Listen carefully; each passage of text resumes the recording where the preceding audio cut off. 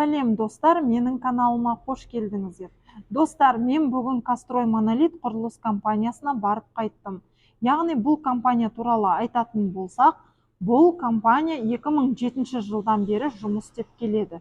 Және де Қазақстанның компаниясы болып табылады.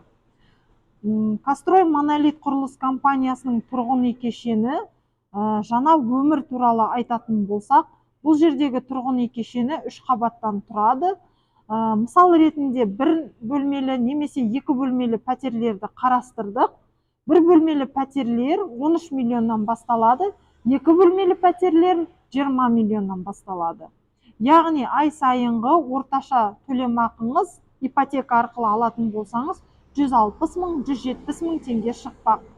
Және де тұрғын үй кешенінде ойын алаңы, футбол алаңы, сауда үйі, автотұрақ, және де жақын арада балаларға арналған балабақша салынады. Жол бойына аялдама қойылады. Қаладан онша алыс емес, 15 минуттық жерде орналасқан. Бұл құрылыс компания кез келген банктермен жұмыс жасайды. Яғни Алтын банк, Халық банк, Банк Центр кредит, Форте банк, Freedom Finance банктерімен жұмыс жасайды. Және де отбасы банк арқылы алу мүмкіндіктеріңіз бар. Менімен болғандарыңызға рахмет. Менің парақшамда көптеген ақпараттар бар. Мені қолдап, кез келген комментарий жазып, лайк басып кетсеңіз болады.